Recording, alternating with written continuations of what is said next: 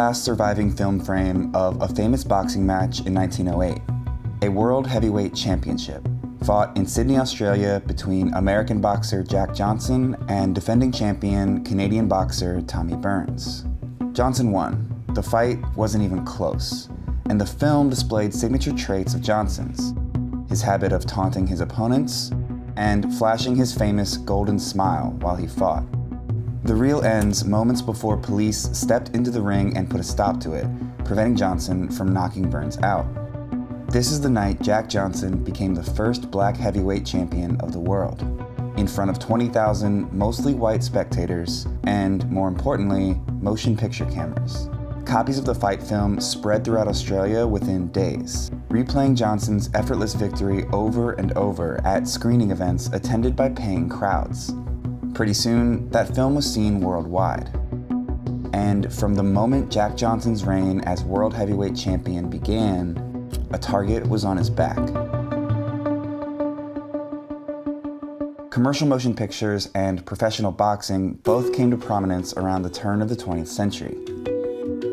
Boxing's format, short rounds fought in a stationary ring, lent itself well to early film, with its clunky cameras and relatively short film reels.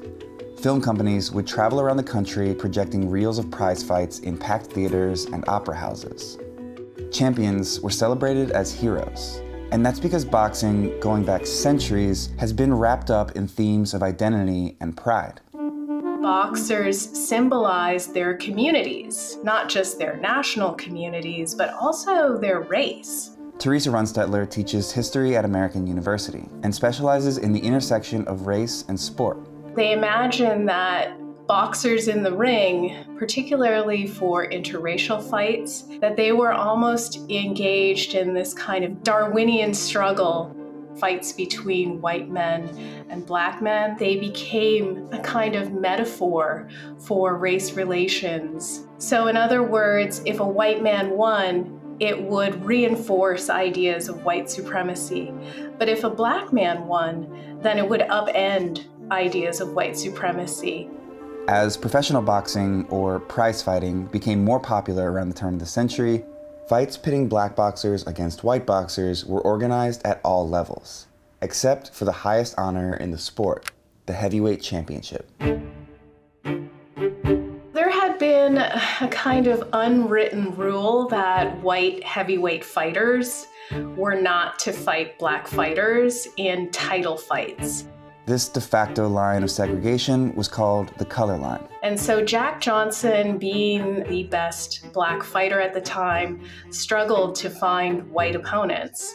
Johnson, who by 1908 had already defended his separate title of World Colored Heavyweight Champion 17 times, was repeatedly denied a shot at the most prestigious title in the world, until defending champion Tommy Burns accepted his challenge in 1908. And you already know how that turned out. Burns's defeat at the hands of a black American fighter disrupted that narrative of white supremacy. You can see this happening in how newspapers framed the fight. Reporting on Johnson was heavily skewed to appeal to white readers, and overwhelmingly drew attention to his race, sometimes before using his name. Jack Johnson holding on to the heavyweight crown was just not acceptable in an era of white imperialism, Jim Crow, and global white supremacy. The search for a white heavyweight to take the title back from Johnson began the night he won it. Former heavyweights claimed they would come out of retirement to fight him, and that a white man must hold the title. The most popular choice among promoters and white boxing fans was James Jeffries, a former heavyweight champion who had retired undefeated in 1905 and was named the only hope of the white race. Johnson, for his part, was ready to defend his title against anyone, the retired Jeffries included. Jeffries was out of shape and hadn't stepped into the ring in over 4 years. They had him believing that if he just trained a little bit and got back in shape, that he could win and get the heavyweight crown back for the white race. The pressure and the promise of big money worked. Johnson and Jeffries signed a deal, setting a date for the following year. White press coverage leading up to the fight depicted racist cartoons of an overconfident Johnson and predicted his downfall at the hands of Jeffries. This fight, hyped as the battle of the century, was to be a contest of racial supremacy. And, of course, it would all be on camera. The fight was set for July 4th, 1910 in Reno, Nevada, and a massive stadium was constructed, outfitted with 9 motion picture cameras positioned around the ring to document and then commercially distribute the event. On July 4th, Independence Day, over 20,000 spectators crowded inside. They imagined that this would be the ultimate way to celebrate, to watch Jim Jeffries, their great white hope, beat the crap out of, this uppity, unruly African American who didn't know his place. Crowds gathered outside in cities all across the US, too, and packed into theaters separated by race because of segregation laws in the US to listen to instantaneous telegram updates of every round, waiting to find out if Jack Johnson, who 9 months earlier knocked out challenger Stanley Ketchel so hard he fell down himself from the momentum, would lose his heavyweight title to Jim Jeffries. But, of course, that didn't happen. In the 15th round, Johnson knocked Jeffries down for the first time in Jeffries' career, waited for him to get up, and when he tried, sent him through the ropes. Jeffries' corner helped him to his feet, which technically should have ended the fight, and let the former champ get punched in the face and thrown to the mat one more time before stepping in to call it. Johnson was once again the undisputed heavyweight champion of the world, and the nation erupted. Violence broke out in American cities, where anxious crowds had been awaiting the news of the fight. And they call them race riots, but essentially it was white mob violence against African Americans. It became this kind of attempt to put African Americans back in their place. At least 19 people died the night of July 4th in the violence following the fight, with hundreds more injured. Fear of further unrest led to an immediate attempt to ban the much-hyped Johnson-Jeffries fight film. Black press outlets pointed out the hypocrisy of this ban, like the Afro-American Ledger, which printed, "It was a race question from the start to the finish, for which the Negro was not and is not responsible. The results, riots, deaths, and injuries lie at the door of the white man and his prejudices." The professional world noted that a real fight was advertised and a real fight was had.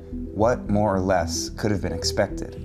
Police were instructed to break up screening events. White authorities were worried about the symbolic implications of the Jack Johnson victory being replayed. They worried that any demonstration of Black victory and any demonstration of white weakness or defeat would undercut the narratives of white supremacy, not just in the United States, but in colonies like South Africa, also India, the Philippines.